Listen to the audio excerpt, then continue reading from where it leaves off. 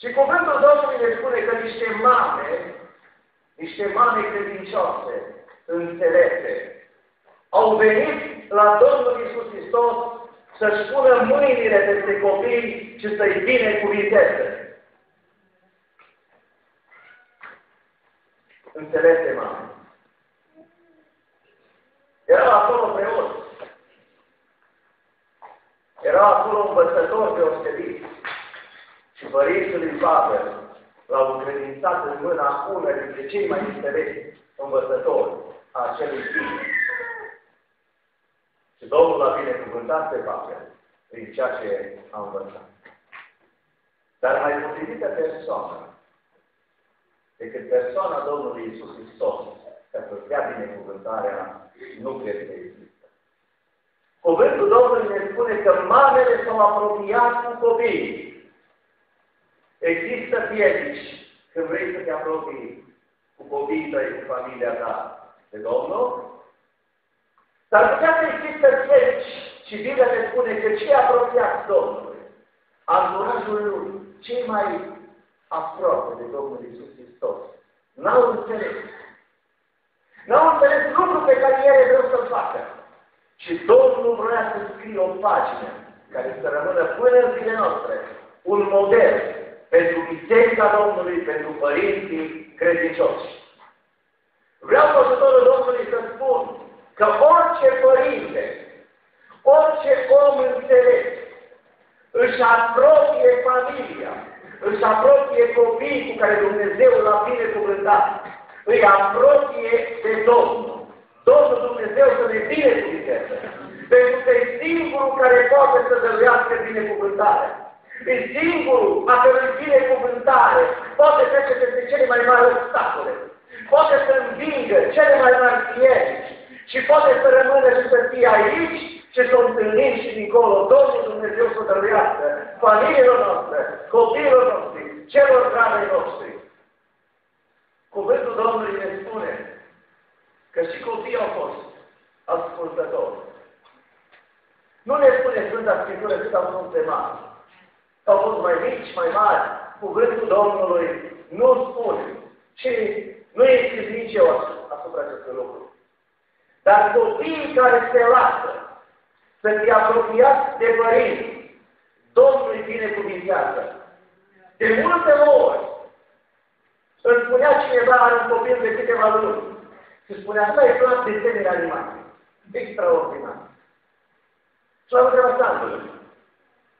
Dar stai și versetul din Biblie. Îl vezi? De multe ori copiii noștri, în mintea noastră, în eforturile noastre, în călăuzirea și în căutarea binecuvântării noastre, sunt prea mici să fie apropiați de Domnul. Dar Sfânta Scriptură și un om înțelept spunea, dacă nu sunt prea mici ca să ia parte de multe ori la lucrările nenorocitoare, cum spune Sfânta Scriptură, ale lumii acestea, nu sunt nici prea mici să fie apropiați de Domnul. Domnul Dumnezeu să ne binecuvinteze și pe noi și pe ei, să se apropie de Domnul.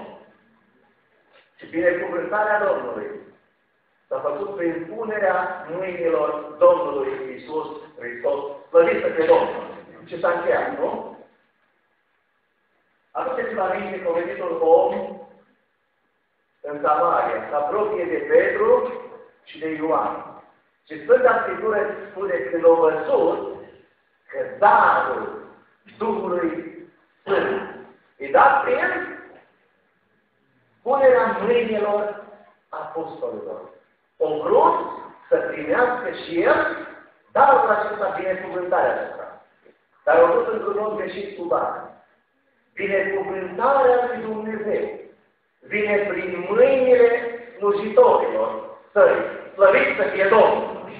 De aceea, când aveți o problemă, o bolă, un duh care lovește într-un copil sau într-un bolnav, chemați numele Domnului.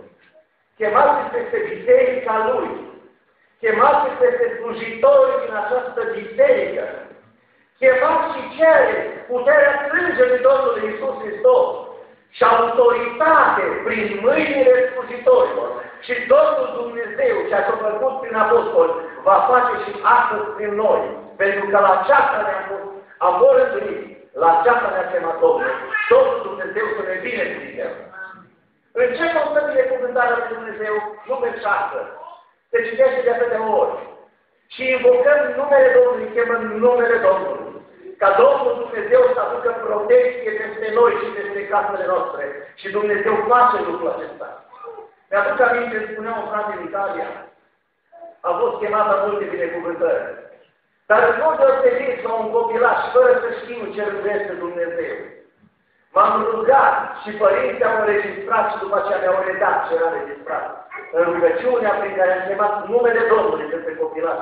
Și am spus, Doamne, dacă va trece prin foc, păzește-l și ocrotește-l Tu. Și spunea fratele, nu la mult timp după binecuvântare, casa celui frate s-a aprins. Și peste copil a căzut un dulap și pătuțul care era la protejat și dulapul acela de foc. Azi! Și când au intrat pompieri, au luat dulapul și au scos copilul acela. Era în stare inconștiență, dar nu era azi, pentru că Dumnezeu l-a protejat. Se spunea fratele, au venit părinții și l-au spus, frate, ascultă cateja, n-am înțeles, dar acum înțelege ce important este să fie chemat numele Domnului, să fie pus în mâna slujitorilor și Dumnezeu să respecte ceea ce slujitorul cere prin Duhul și prin îndurarea lui Dumnezeu. Făriți să fie numele Domnului. Am fost parcă în 1 august, am fost adeci la nuntă. Și o frate de care poate îl cunosc din Podora și eu. Eram copil de vreo 7-8 ani, nu mai rețin exact. S-a îmbolnăvit cancere, a afectat partea stângă, trebuia să fie tăiate câteva coste, umărul, mâna. Și nu era nici atunci sigur că va scăpa. I-au chemat medicii din Deci. Mama mea era internată cu sora mea Rodica, de aceea știu așa bine. Au chemat părinții și au spus, trebuie să-i luăm partea stângă. Vă dați seama ce șoc. Dar erau oameni credincioși și fratele din Hai și eu. A spus, mama și tată, duceți-vă acasă în Podoră. Chemați frații să-mi facă punce, că Dumnezeu mă poate vindeca. Mi-a reconfirmat și mi-a spus ceea ce s-a întâmplat. Dumnezeul nostru are putere să ne plătească. Frați și surori, chemați numele Domnului pentru copiii voștri. Nu știu dacă v-am mai spus. Eram în Italia. Trebuia să merg din 100 km la o biserică. Și Adela cu George învățări invitații pentru Ioana, fiica noastră. S-ar putea să v-am spus această experiență. Nu mai rețin. Și dintr-o dată am fost conștient că sunt într-un pericol iminent. Și în mașină am zis, Doamne, păzește! Mi-a spus Adela că a explodat un cauciuc, a fost proiectat la 100 de km de oră, pe un câmp, pe un drum lateral, s-a oprit mașina, George ce ura, și Adela a spus, George, ai văzut mâna lui Dumnezeu? Și George a spus, mamă, nu una. Am văzut ambele mâini ale lui Dumnezeu care au fost peste mine. Slăviți să fie numele Domnului. Dumnezeu ne păzește și ne ocrotește. De multe ori o facem în mod ciudat. Citesc zilnic, am o broșură, hrana zilnică, mana zilnică. Ce spunea acolo despre o tânără, era credincioasă și vestea cuvântul Domnului prin crâșme.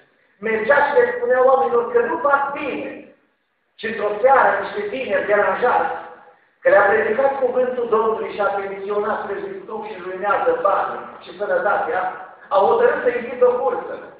Și în timp ce se întorcea cu bicicleta printr-o pădure splecată, i s-a prins farul și a spus, Doamne, acum, când am mai multă nevoie de lumină acum, dar faptul acesta a făcut-o să treacă neobservată. Tinerii aceia și diferența alcoolului n-au văzut lumina, au auzit prea târziu bicicleta care a trecut și au început după aceea să înjure. Și tânăra aceasta spunea, mărturisea cu gura ei. Recunosc și înțeleg că Dumnezeu o fi îngerul lui. Și după ce a ieșit din pădure, spunea, falul s-a aprins din nou. Dumnezeu ne păzește și ne apără. Binecuvântarea lui Dumnezeu, soră și frate. Și voi toți care sunteți aici, vine peste noi și peste copiii noștri. Și Dumnezeu în mod ciudat, tainic, ne ocrotește și ne apără. Și în cer vom ști de câte ori Îngerul Domnului o tăvărât și ne-a scăpat în primejdie. Slăviți să fie Domnul! Mai există o ocrotire a lui Dumnezeu. O ocrotire la nivelul minții. O ocrotire spirituală. Efeseni 6 spune cuvântul Domnului așa. Îmbrăcați-vă cu toată armătura lui Dumnezeu. În lumea aceasta în care trăim, mintea noastră, prin care Duhul lui Dumnezeu comunică cu noi, prin care Dumnezeu ne transmite mesaje, diavolul vrea să o umple cu lucrurile lumea acesteia. Vrea să ne pune timpul, să fim prea ocupați, să putem să-L slujim și să-L lăudăm, să ne închinăm lui Dumnezeu. Diavolul vrea să ne înspăimânte, în mod special pe copii. Prin ceea ce se întâmplă în jurul nostru, diavolul vrea să ne pună în mintea lor lucruri care să fie ca și o bombă cu efect întârziat. Mai repede sau mai târziu să rănească, să facă explozii și să distrugă. De aceea cuvântul Domnului spune așa, înarmați-vă cu toată armătura lui Dumnezeu. Să ne echipăm copiii noștri prin rugăciune, să chemăm prezența Duhului Sfânt, să nu considerăm că sunt prea mici, ca să fie umpluți cu Duhul lui Dumnezeu. Exemplu biblic, Ioan Botezătorul și alți copii s-au umplut cu Duhul lui Dumnezeu din pântecele mamei lor. De aceea, ocrotiți-vă, să ne ocrotim copiii noștri, lăsând Duhul lui Dumnezeu să aducă peste noi har, putere și binecuvântare. Domnul Dumnezeu să ne ajute la lucrul acesta. Este o ocrotire pe care Dumnezeu va da, va aduce o pază deosebită pentru copiii Lui. Aduceți-vă aminte din cartea profetului Daniel. Când tot imperiul se aruncat în fața la pământ, în fața unui chip de aur înălțat, un chip grozav, era un pericol să-și piardă viața cei care nu se conformau. Cuvântul Domnului ne spune că au fost acolo trei tineri care n-au vrut să se arunce cu fața la pământ. Erau prietenii lui Daniel. Acei care nu s-au spurcat, nu s-au închinat cu fratele împăratului.